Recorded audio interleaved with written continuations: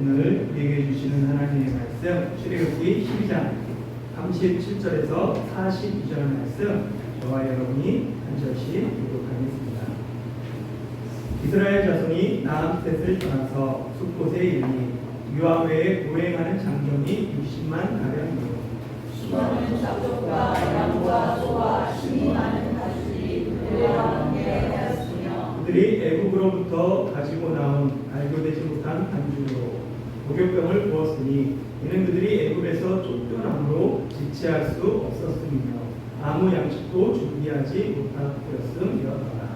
이스라엘 자손이 애굽에 거주한 지 430년이라 430년이 끝나는 그날에 여호와의 군대가 다 애굽 땅에서 나왔은즉 이방은 그들을 애굽 땅에서 노하여 계시고 하느냐 여호와 앞에 지킬 것이니 그는 여호와의 방이라 이스라엘 자손이 다 그대로 지킬 것이니라.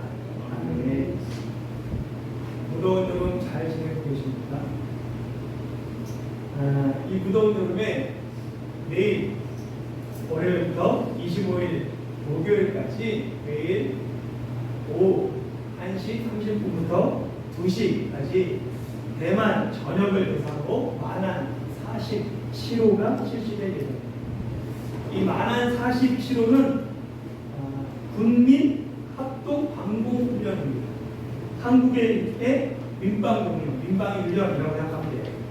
총 4일간 지역별로 나눠서 훈련이 시행되는데 중부 지역, 저희가 해당되는 중부 지역은 내일입니다.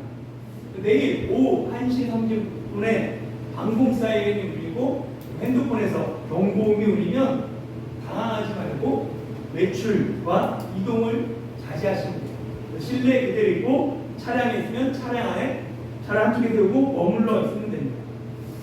혹시 내일 오후 이때 외출 계획이 있는 분은 이 시간을 피하는 게 좋죠. 잘못했다가는 밖에 나가서 30분 동안 기다려야 되고 더위 먹기 딱 좋습니다. 여름은 체력 저하 그리고 몸의 피로가 급격하게 증가하는 계절이에요. 그로 말미암아 면역력 저하로 나타나죠. 만성 피로, 수면 부족, 졸림, 식욕, 부진 등이 면역력 저하의 신호들입니다. 여름에 면역력이 저하되는 여러 이유들이 있는데 제가 4가지로 정리해봤어요. 첫 번째는 땀 때문입니다. 여름은 다른 계절보다 2배 이상의 땀을 배출해요. 많은 땀을 흘린다는 것은 그만큼 몸에서 많은 수분이 빠져나간다는 의미입니다. 땀의 배출은 수분의 부족으로 이루어지고 수분이 부족하면 이 혈액순환에 영향을 미쳐요. 그러다 보니까 불규칙한 혈액순환은 심장에 무리가 주고 몸이 쉽게 지치고 더욱더 큰 피로감을 느낍니다. 여름철 많은 땀을 배출함으로 말미암아 체력이 저하되고 체력 저하가 면역력 저하로 이어지는 거죠. 두 번째 이유는 부족한 수면 때문입니다. 대만은 밤에 최저 기온이 25도 이상인 열대야가 여름 내내 거의 지속돼요. 인체는 낮에 소모한 에너지를 밤에 잠을 통해 보충합니다. 그런데 열대야로 인해서 수면의 질과 양이 나빠지니까 수면을 통해 에너지를 보충하지 못하는 거예요. 몸이 온전히 회복되지 못합니다. 그러면 말미암아 몸의 피로와 스트레스가 누적되고 그것이 면역력 저하로 나타납니다. 세 번째 이유는 급격한 온도 차이 때문에 그렇습니다. 우리 몸은 체온을 일정하게 유지하려고 노력해요. 그런데 여름에 에어컨으로 인해서 실내와 실외 온도 차이가 크게 납니다. 우리 몸은 이 면역 기능에 사용해야 될 그 에너지까지 체온 유지에 사용하게 되는 거예요. 급격하게 온도가 변하다 보니까 그 결과 면역 기능이 약화되고 면역력 저하로 나타납니다. 마지막 네 번째는 세 번째가 비슷한데요. 건조한 공기 때문에. 전통적으로 여름은 습하고 겨울은 건조합니다. 그런데 요즘은 여름도 건조해요. 왜냐하면 에어컨이 실내 실내 공기를 건조하게 만들기 때문입니다. 건조한 공기는 호점막을 마르게 합니다.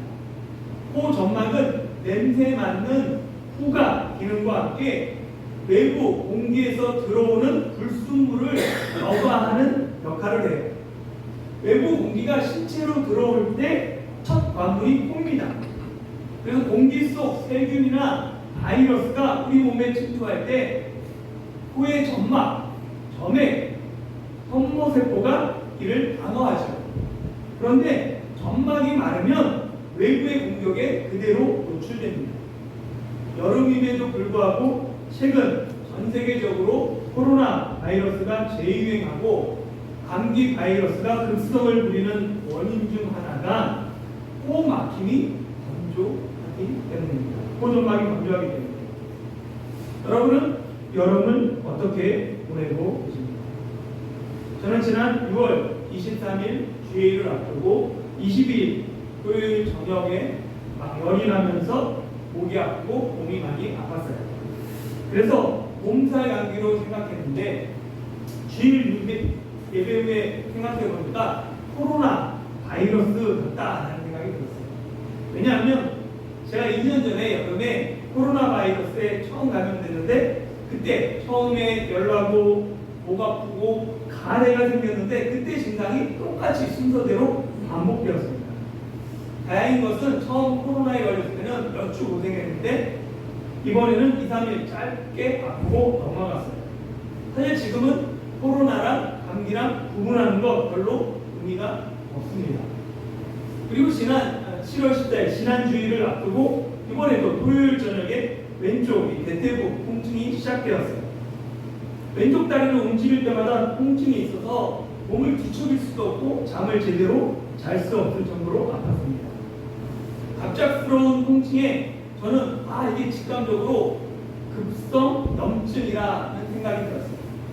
왜냐하면 2007년 여름에 토마스 모리스 선교사 200주년 기념 선교사 대회가 있었는데 그때 제가 똑같은 증상으로 고생했던 기억이 났기 때문입니다. 그때도 갑자기 왼쪽 다리가 움직일 수 없어가지고 통증이 있어서 저녁 집회 때 선교사님들이 걱정하면서 이리저리 안마도 해주고 처방도 해주고 기도해줬던 기억이 있어요. 17년 전에 기억을 되살리면서 예배 후에 그래서 아내가 약국에 가서 소염제와 연고를 사서 먹고 발랐습니다. 그랬더니 이틀 만에 정상으로 돌아왔죠. 제가 올해 여름에만 2번 아프면서 왜 하필 주일을 아프고 그것도 토요일 저녁부터 고통이 시작되었는가? 혹시 그 원인이 무엇이고 거기에는 또 하나님의 뜻이 있지 않을까? 제가 배워야 될 교훈이 있지 않을까? 하면서 묵상하고 기도했습니다. 그리고 3가지 원인을 찾았어요. 첫 번째는 노화 때문이죠. 나이가 들면서 몸의 기능이 떨어지는 것 이상한 일이 아닙니다. 노화로 인해 눈이 점점 침침해져서 노안이 오고 몸의 균형 유지 그리고 유지 능력이 떨어지고 인지 능력이 떨어집니다. 나이가 들면서 온몸이 아프기 시작하는 것은 누구나 시간에 늦고 빠른만 있을 뿐이지 누구나 겪어야 하는 일입니다. 특히 체력 저하와 면역력 감소가 심해지는 여름에는 몸의 약한 부분이 질병으로 나타납니다. 제가 돌아보니까 주로 여름에 아팠는데 작년 여름에도 비문증으로 고생했던 기억이 납니다. 2번째 원인은 부담감 때문입니다. 목사에게 설교는 피할 수 없는 숙명과 같습니다. 목사의 주요 임무가 설교예요. 매주 강단에 서서 설교할 수 있는 건 목사의 가장 큰 기쁨이며 영광입니다. 그런데 해 아래 새 것이 없다라는 전도서의 말씀처럼 매주 설교 준비하는 것 쉽지 않습니다. 성도가 매주 예배당에 나와서 말씀 듣는 것 쉽지 않은 것처럼 목사도 매주 설교 준비하는 것 쉽지 않아요. 항상 설교에 대한 부담이 제게 있습니다. 설교는 마치 해산의 고통과 해산 이후의 기쁨과 비슷해요. 한 편의 설교가 작성되고 선포되기까지 해산의 수고가 뒤따릅니다. 그러나 해산의 고통이 크지만 탄생의 기쁨이 모든 고통을 잊게 하는 것처럼 설교가 완성되었을 때 그 기쁨이 있어요. 그런데 주일이 다가올수록 설교에 대한 부담감이 점점 높아집니다. 그렇게 높아진 설교의 부담감이 설교를 준비하고 예배를 준비를 모두 마치면 그 긴장감이 풀리는 거예요. 몸에 쌓였던 긴장감이 풀리면서 저 같은 경우는 토요일 저녁에 아픔으로, 질병으로 나타나는 것입니다. 세 번째 원인은 영적 전쟁 때문입니다. 우리 교회는 해외 한인교회로 개척된 지 10년이 되지 않은 교회예요. 교회 역사가 길지 않습니다. 그리고 타이 중의 특성상 교인들이 3년이면 70~80%가 바뀌어요. 당연히 자주 바뀌다 보니까 주인 의식을 가진 교인보다는 마군의 의식을 가진 교인이 많을 수밖에 없어요. 그렇다 보니 타이중 한국교회를 위해 간절히 기도하고 목사를 위해 간절히 기도하는 교인이 많지 않습니다. 이따가도 또 몇 년 후면 없어져요. 저는 대형교회를 부러워하거나 사모하지는 않습니다. 그러나 대형교회 교인들이 자기 담임 목사를 위해 기도하는 것은 부러워요. 오래전 조용기 목사님 살아생전에 여의도 순복음 교회들이 항상 자랑하던 것이 있어요. 조용기 목사는 매일 수십만의 교인이 기도하기 때문에 잘못될 수 없다라고 항상 자랑했어요. 목사가 강단에서 하나님의 말씀을 바르게 선포할 수 있는 것은 그 뒤에 기도하는 수많은 사람이 있기 때문입니다. 여러분이 일당백의 용사가 되어 교회를 위해, 설교자를 위해 기도하시기 바랍니다. 타이중 한국교회 성령의 새바람이 부는데 저의 연약함과 부족함이 장애가 되지 않도록 기도해 주십시오. 목사가 성장하는 것만큼 성도가 성장합니다. 나의 영적 성장을 위해서라도 목사를 위해 기도해야 합니다. 기도로 영적 전쟁에서 승리하는 저와 여러분이 되길 축원합니다. 오늘 본문은 이스라엘 자손의 출애굽 이야기입니다. 모세오경의 율법서의 두 번째 책 제목이 출애굽기인 이유는 이스라엘 자손의 출애굽이 이 책의 중심 내용이기 때문입니다. 오늘 본문이 이스라엘 자손이 출애굽하는 실제 이야기예요. 오늘 본문에는 출애굽의 시작 지점, 출발점, 그리고 출애굽에 참여한 인원과 규모, 그리고 출애굽이 언제 일어났는지, 출애굽이 일어난 때 시기, 그리고 출애굽의 사명이 간략하게 기록되어 있습니다. 먼저 23절, 25절 같이 한번 읽어보겠습니다. 시작. 이스라엘 자손이 라암셋을 떠나서 숫곳에 이르니 유아로에 보행하는 자손이 60만 가량이요 수많은 잡족과 양과 소와 힘이 많은 가축이 그들과 함께 하였으며. 출애굽은 이스라엘 역사의 출발점입니다. 하나님이 출애굽한 그날을 새로운 해의 시작으로 삼으신 이유가 이스라엘의 출애굽을 통해 그 역사가 시작되기 때문입니다. 이스라엘의 자손의 기원은 아브라함이죠. 그렇지만 이스라엘 민족의 시작점, 출발점은 출애굽입니다. 출애굽의 대장정이 시작된 그 시작점을 성경은 라암셋이다라고 얘기해요. 라암셋은 창세기 47장에서 요셉이 파라오에게 받은 땅이에요. 그래서 아버지 야곱과 그의 형들에게 주어서 그들의 소유로 함께한 땅이 라암셋입니다. 이후 출애굽기 1장에 보면 파라오가 이스라엘 자손이 번성하는 것을 고민하면서 두려워해서 이스라엘 자손에게 국고성 2개를 쌓게 합니다. 그 중에 하나가 이 라암셋에 있었어요. 라암셋의 위치는 정확하지 않아요. 그러나 일반적으로 보면 나일강 삼각주, 우리가 나일강 삼각주가 있으면 그 남쪽에 카니스라고 했죠. 카니스 또는 그보다 남쪽인 카티르로 추정합니다. 이스라엘 자손이 라암셋을 떠나서 처음 도착한 곳이 보면 숫곳입니다. 37절에 보면 떠나서 이르니, 여기에 해당하는 시구려가 낫사예요. 낫사의 어는 천막 말뚝을 뽑다, 천막을 거두다입니다. 유목민들이 장소를 이동할 때 제일 먼저 하는 것이 천막에 말뚝을 뽑고 천막을 정리하는 일입니다. 여기서 유래한 단어가 낫사죠.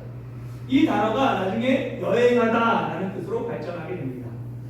그런데 낫사를 여행하다라고 번역하면 이 본문에서 조금 문제가 있어요. 왜냐하면 이스라엘 자손의 출애굽은 여행이 아니기 때문입니다. 여행은 다시 돌아오는 것을 전제로 해요. 내가 대만에 여행하면 다시 집으로 돌아가는 거죠. 이스라엘 자손은 이집트를 떠난 것 잠시 가나안 땅을 여행하고 다시 이집트로 돌아올 목적으로 남뜻을 출발한 것이 아닙니다. 그들은 다시는 이집트로 돌아오지 않을 결심으로 출애굽을 떠났습니다. 시브리어 이 낫다는 우리의 정체성이 나그네임을 나타내는 대표적인 단어예요. 우리는 천국을 향해 가는 나그네입니다. 우리는 그저 천국이 좋은지 그곳이 살만한 곳인지 천국을 여행하는 여행객이 아닙니다. 우리는 아예 지난 과거의 모든 삶을 과감하게 청산하고 모든 옛생활의 말뚝을 뽑고 그리고 천국의 모든 것을 올인한 사람들입니다. 우리가 천국에 도착하기까지는 많은 역경과 시련이 있어요. 그러나 아무리 힘들고 어려워도 옛생활로 돌아갈 수는 없습니다. 이미 우리는 모든 천막의 말뚝을 뽑았습니다. 이전에 과거의 삶을 과감하게 청산했기에 노새 아내처럼 뒤돌아보지 말고 구름기둥과 불기둥이 인도하는 대로 한 걸음씩 전진해야 합니다. 한마디로 출애굽 이후의 우리의 삶은 천국을 향해 가는 철로 역정인 것이죠. 이 철로 역정에 참여한 자의 수가 유아 외에 보행하는 장정만 60만 가량이다 라고 얘기합니다. 유아로 번역된 탑군을 공동 번역 성경은 딸린 식구라고 번역했습니다. 그러니까 신체 건강해서 걸을 수 있는 청장년 남성 외에 딸린 식구들이 있었다는 거죠. 이걸 계산해 보면 청장년 남성 수만큼 똑같이 청장년 여성 수가 있습니다. 60만이면 120만인 거죠. 거기다가 20세 이하의 남녀와 노인을 포함한 전체 인원을 대략 약 200만 명으로 추산합니다. 200만 명의 이스라엘 자손과 그들만 나온 것이 아니라 그들 외에도 수많은 잡족과 양과 소와 심이 많은 가축이 함께 출애굽했습니다. 출애굽은 순전히 이스라엘 자손만을 위한 그들만이 참여한 것이 아니라 수많은 잡족이 함께 있습니다. 이 잡족이 누구인가 했을 때 잡족은 순수한 이스라엘 사람들이 아니라 이스라엘 자손과 섞여 살던 인종들이에요. 이방인들이죠. 잡족 중에는 아예 지역을 떠돌아다니던 유목민들이 있고 이집트에서 이스라엘 자손과 결혼한 그리고 이방인들 그리고 그들 사이에서 태어난 사람들이 자손들이 있습니다. 출애굽은 이스라엘 자손만을 위한 해방과 구원이 아니라 여호와 하나님을 구주로 믿는 모든 사람을 위한 해방과 구원입니다. 구원은 이스라엘인이나 이방인을 차별하지 않습니다. 하나님은 이스라엘 자손이 이방인이 되는 것은 엄격하게 금하세요. 그러나 이방인이 이스라엘 자손이 되는 것은 이스라엘이 되는 것은 그 길을 열어 두셨습니다. 이방인이 이스라엘을 되는 방법은 할례를 통해서요. 이 할례를 통한 이스라엘인이 되는 것은 다음 주일 6월절 교회에서 살펴보겠습니다. 출애굽 사건은 이스라엘 공동체가 혈연을 중심으로 하는 폐쇄적인 공동체가 아니라 신앙을 중심으로 하는 열린 공동체다라는 것을 보여줍니다. 이후 이스라엘 자손이 선민의식에 빠져서 자신들만이 하나님의 백성이고 구원받은 민족이라는 생각에 혈통을 강조했던 것이지 처음부터 하나님의 계획은 그것이 아닙니다. 이스라엘 자손과 수많은 잡족이 함께 했던 것처럼 구원은 누구든지 민족이나 혈통이 아니라 믿음과 신앙을 통해 고백을 통해 구원받게 됩니다. 로마서 1장 16절 같이 한번 읽어볼까요? 시작. 내가 복음을 부끄러워하지 아니하노니 이 복음은 모든 믿는 자에게 구원을 주시는 하나님의 능력이 됩니다. 먼저는 유대인에게요 그리고 헬라인에게가 이 복음은 모든 믿는 자에게 구원을 주시는 하나님의 능력이 됩니다. 오늘날 교회는 세상을 향해 열린 자세로 구원을 전해야 합니다. 구원의 핵심 진리는 변하지 않아요. 세상과 타협할 수 없습니다. 구원의 유일한 길이 예수 그리스도라는 것, 이 진리는 타협할 수 없어요. 그러나 구원을 전하는 태도와 자세는 세상을 향해 겸손과 개방으로 나타나야 합니다. 교회 밖에 그 사람들은 멸망해야 될 우리의 원수가 아니라 구원이 필요하고 하나님의 백성이 될 가능성이 있는 우리의 이유입니다. 그런 의미에서 박세준 집사님이 대만에 오신 지 얼마 되지 않았음에도 불구하고 빅마마 단톡방을 만들어서 함께 교류하는 모습은 참 저에게도 도전이 돼요. 어느 순간 그리스도인의 활동 반경이 교회 안으로 한정되었습니다. 주변에 수많은 잡족과 담을 쌓고 있어요. 이런 현상은 교회를 열심히 다니는 사람일수록 심해집니다. 원래 주님은 우리에게 세상의 빛과 소금이 되라고 말씀하셨어요. 그런데 우리는 어느 순간 세상이 아닌 교회의 빛과 소금에 머무르려고 합니다. 요즘은 세상이 그리스도인을 향해서 제발 너희 교회에서만이라도 빛과 소금이 되라 라고 말하는 시대예요. 우리는 수많은 잡족이 왜 출애굽에 동참했는지를 생각해 보아야 합니다. 그들이 왜 이집트에 머물지 않고 이스라엘 자손과 함께 출애굽을 선택했을까요? 그들이 보기에 이집트 땅에 머무는 것보다 출애굽이 더 매력적이었기 때문에 그렇습니다. 만약 여러분에게 대기업 직원이 될래 아니면 야시장 직원이 될래 둘 중 하나를 선택하라면 어디를 선택해요? 대부분 다 대기업을 선택합니다. 왜 그래요? 대기업이 더 좋으니까. 사람은 누구나 자기가 판단할 때 좋은 쪽을 선택해. 수많은 잡족이 이집트를 선택하지 않고 출애굽을 선택한 것은 출애굽이 더 좋아 보였기 때문입니다. 그럼 왜 그들은 수많은 잡족은 출애굽의 매력을 느꼈을까요? 그들은 기적을 경험했기 때문입니다. 그들은 이집트 땅에 임한 10가지 재앙을 통해 하나님의 기적을 경험했습니다. 이집트 땅에 내린 재앙이 이스라엘이 거주하는 고센 땅에는 내리지 않는 것은 그들을 직접 보았어요. 하나님의 기적을 옆에서 지켜본 사람은 이전과 똑같은 삶을 살 수 없습니다. 그들은 과감하게 이집트에 남기보다 이스라엘 자손과 함께 출애굽을 선택합니다. 수많은 잡족은 과거의 삶과 결별하고 하나님과 함께 새로운 도전에 나섭니다. 하나님의 기적이 내 삶에 있어야 해요. 나를 통해 하나님의 위대하심이 주변의 수많은 잡족에게 보여져야 합니다.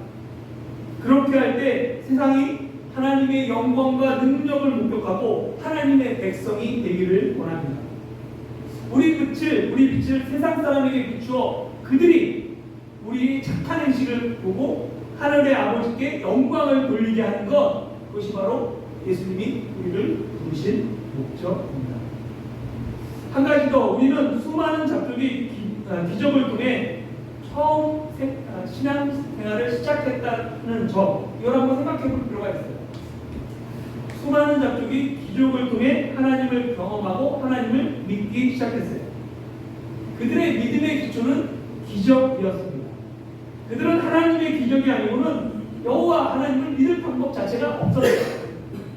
문제는 기적을 통해 믿음을 갖게 되면 점점 더 큰 기적을 기대한다는 점입니다. 수많은 잡족은 큰 기대를 품고 출애굽에 동참했습니다. 그런데 기대가 크면 실망이 커지죠. 수많은 잡족은 하나님께서 더 큰 능력과 기적을 통해 적과 꿀이 흐르는 땅, 약속의 땅 가나안으로 자신들을 인도할 것을 기대했습니다. 그런데 기대와 달리 출애굽 후 1년이 지났음에도 그들은 여전히 가나안이 아닌 광야에 있습니다. 기대는 적과 꿀이 흐르는 약속의 땅인데 현실은 이집트보다 못한 광야입니다. 매일 하늘에서 내리는 만나를 처음에는 감사했죠. 그렇지만 1년이 지나다 보니까 이제는 감사가 아닌 실망으로 변합니다. 그래서 그들은 감추었던 야욕을 드러내고 이스라엘 자손을 선동합니다. 다시 한번 민수기 11장 4절 6절 하시려고요. 시작. 그들 중에 섞여 사는 다른 인종들이 탐욕을 품네. 이스라엘 자손도 다시 울며 이르되 누가 우리에게 고기를 주어 먹게 하랴. 우리가 애굽에 있을 때에는 값없이 생선과 오이와 자매와 부추와 가와 마늘들을 먹은 것이 생각나는데 이제는 우리의 기억이 나하여 이 만나 외에는 보일 것이 아무것도 없도다 하니. 아멘. 여기 보면 이스라엘 자손 중에 섞여 사는 다른 인종들이 바로 출애굽에 동참했던 수많은 잡종입니다. 기대가 실망으로 변하자 그들은 탐욕을 드러냅니다. 그들은 자신의 탐욕을 교묘하게 이스라엘 자손을 선동하는 데 이용해요. 마치 적은 누룩이 온 덩어리에 퍼지는 것처럼 이스라엘 자손은 잡족의 탐욕을 따라 옛 이집트 생활을 그리워하며 원망하며 불평합니다. 수많은 잡족은 예수님께서 비유하신 4가지 땅에 뿌려진 씨 중에서 돌밭에 뿌려진 씨와 같습니다. 돌밭에 뿌려졌다는 것은 말씀을 들을 때 즉시 기쁨으로 받으나 그 속에 뿌리가 없으므로 잠깐 견디다가 환난이나 박해가 일어나면 곧 넘어진다라고 예수님이 말씀하셨습니다.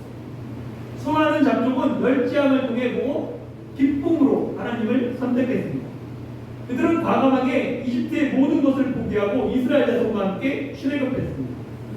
그러나 그들은 자신들이 원하는 대로 일이 진행되지 않자 바로 탐욕을 품습니다. 그들은 자신의 탐욕을 이스라엘 자손에게 전해서 이스라엘 자손이 함께 범죄하게 되고 불평과 원망의 길에 들어서게 합니다. 출애굽 이후 수많은 잡족은 이스라엘과 섞여 살면서 틈만 나면 원망하고 불평하는 일에 앞장섰어요. 그들의 뿌리가 얼마나 깊은지 이스라엘 백성은 느헤미야의 때에 가서야 이스라엘 가운데 섞여 있는 그 무리들을 모두 끊어내고 분리합니다. 느헤미야의 종교 개혁은 출애굽 후 1000년 후의 일이에요. 예수님은 마태복음 13장에서 씨 뿌리는 비유와 함께 좋은 씨를 제밭에 뿌린 사람의 비유를 함께 말씀하세요. 분명 주인이 좋은 씨를 밭에 뿌렸어요. 그런데 밤에 원수가 와서는 곡식 가운데 가라지를 덧뿌립니다. 이후 종들이 밭에 가라지가 자라는 것을 보고는 가라지를 뽑고자 하죠. 그때 주인이 종들에게 알리면서 가라지를 뽑지 못하게 합니다. 왜냐하면 가라지를 뽑다가 곡식까지 함께 뽑힐 것을 염려했기 때문입니다. 오늘날 교회에도 알곡과 곡식과 가라지가 함께 섞여 있습니다. 가라지는 겉으로 보기에는 곡식과 구분이 되지 않아요. 가라지도 하나님을 경험하고 하나님의 은혜를 받은 사람처럼 보입니다. 그러나 가라지는 하나님과 인격적인 만남이나 거룩한 삶에는 관심이 없습니다. 가라지는 자기 필요를 채우고 자기 유익을 위해 하나님의 이름을 이용할 뿐입니다. 교회를 이용할 뿐이에요. 가라지는 부정적인 언어로 공동체를 분열시켜 공동체의 불평과 원망의 씨앗을 심습니다.